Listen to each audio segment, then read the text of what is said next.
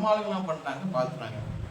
சரி என்ன ஏதோ பிரச்சனை போகணும் சரி வந்துருக்காங்க. அதுக்கு முன்னாடி ஆனால் என்னன்னா பின்னாடி வந்து இனோவா எஸ்கார்ட் வண்டி என்ன பண்ணிங்கன்னா டக்குன்னு ஏதோ பிரச்சனை போல யாரோ வண்டி நிப்பாட்டி ஏதோ பிரச்சனை பண்ணா ஏதோ பிரச்சனை இருக்குதுன்னா போட்டால் டக்குனு போலீஸ் என்ன பண்ணா டக்குனு அவர் 2 செகண்ட் போயிட்டு டக்குன்னு என்ன பண்ணா நிப்பாட்டி தம்பி எவ்வளோ தலை திருமணம் இருக்காப்பா வந்து வண்டி ஓரோட போனோன்னு அவன் என்ன பண்ணுறான் யாராக இருந்தால் என்ன அப்படின்றான்.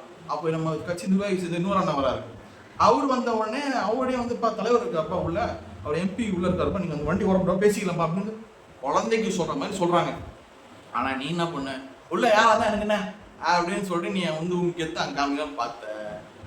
அது என்ன இருக்குன்னா ஒன்றும் இல்லைங்க நம்ம சும்மா சொல்கிறாங்க. சில பேர் நியூஸ் சேனல்லாம் சொல்கிறாங்க இந்த மாதிரி வந்து விசிக்க ரவுடிங்களை அடிச்சுட்டாங்க, அப்புறம் வந்து குண்டர்கள்லாம் வந்து அடிச்சுட்டாங்க, ஒருத்தர் போய் இத்தனை பேர் அடிச்சிட்டிங்களே அப்படிலாம் சொல்கிறீங்க. நான் சொல்கிறேன் இப்போ நீங்கள் வந்து ஒரு வண்டியில் போயிட்டு இருக்கீங்க சரிங்களா. இப்போ குடும்பத்தோட ஒரு ஃபேமிலியாக வந்து கோயிலுக்கு ஃபங்க்ஷனாக போயிட்டுருக்கீங்க. உங்கள் அப்பா வண்டி ஓட்டிட்டு இருக்காரு, நீங்கள் சைடில் உட்காந்துருக்கீங்க.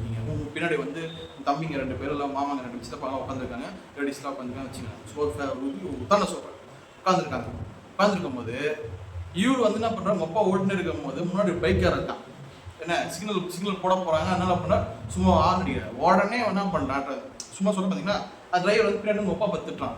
நீங்கள் என்ன பண்ணுறீங்க அவ்வளோதான் திட்டா நீங்கள் சும்மா இருக்கு சும்மா இருப்பீங்களா என்ன வண்டியில் இருந்து இறங்கி ஆளை போட்டு குமுக்க மாட்டீங்க.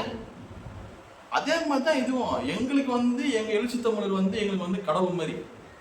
ஏன்னா எங்களுக்கு வந்து கொள்கை தலைவர் அவர், கொள்கை கடவுள் அவர் அப்படிங்களா. நாங்கள் அம்பேத்கர் கம்யூனிசம் இல்லை வந்து பெரியார் இந்த திராவிடம் இது எல்லாமே தமிழ் தேசியம் பிரபாகரன் எல்லாமே மொத்த உருவம் தான் எங்கள் தலைவர் திருமாவளவன்.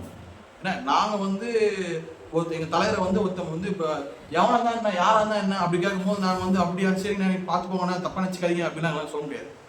நான் எங்களை மட்டும் நீங்கள் வந்து எதனா சொன்னால் நாங்கள் வந்து நீங்கள் திட்டினா நாங்கள் வந்து அப்படியே போட்டு வாங்கிட்டு போயிடணும். நீங்கள் வந்து நம்ம மிரட்டினா கை நீட்டி பேச நான் வந்து சரிங்க அப்படி போயிடணுமா என்ன அப்பெல்லாம் போக முடியாது. நீ வந்து இதே மாதிரி சுச்சுவேஷன் வந்து திமுகவுக்கு எப்படி நடந்துதான் அவங்க கட்சிக்காரங்க சும்மா இருப்பாங்க, தொண்டர்கள் சும்மா இருப்பாங்களா? திமுக பொறுத்தவரையும் திமுக தொண்டர்கள் பொறுத்தவரையும் ஸ்டாலின் உதயநிதி ஸ்டாலின் கலைஞர் அண்ணா தான் அவங்க வந்து காட். ஏன்னா அவங்க கொள்கை தலைவர் அவங்க தலைவர் கட்சியோட தலைவர் அவங்க வந்து அவங்க காடு மாதிரி தான் பார்ப்பாங்க. இப்போ அந்த காடு ஒரு பிரச்சனை தொண்டு சும்மா இருப்பாங்களா? அதே மாதிரி ஐயா எடப்பாடி வந்து ஒரு இடத்துக்கு போறாருன்னா அந்த அதிமுகவுக்கு அவர் தான் தலைவர். இப்போ அவரை வந்து யாராவது தப்பா சொல்றாங்கன்னா வந்து அவங்க தொண்டர்கள் சும்மா இருப்பாங்களா? யாரையும் விளாச மாட்டாங்க.